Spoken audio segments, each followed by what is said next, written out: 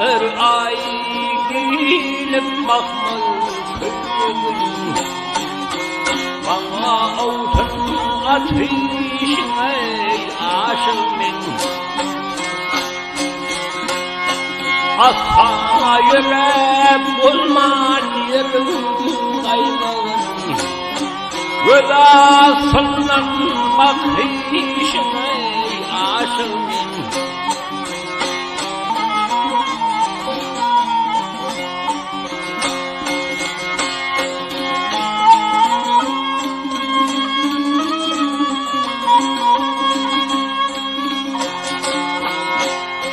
Kışımda yar ettim sözlerim bilen.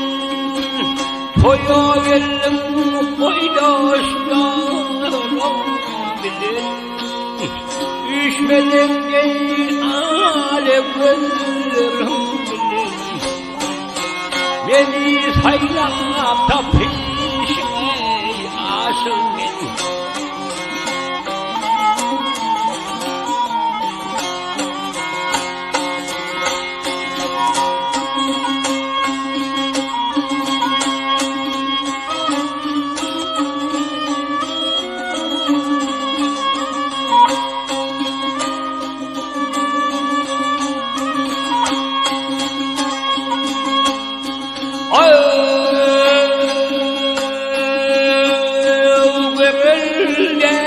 Alıp sendana gelin yerini külde asla çıkmaz kendinden.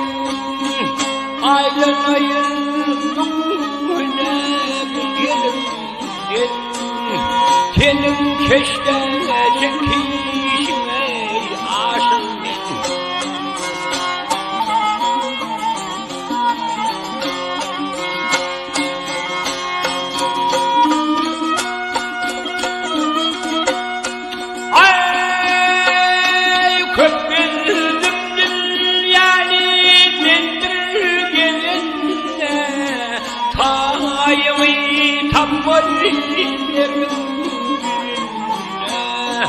Gel gülüm seyredip kimsin dedinle.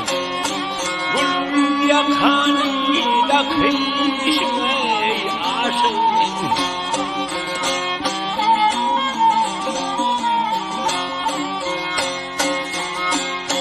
Gül yakanıyla kıyışme aşığım ben. Beni saylap da peşime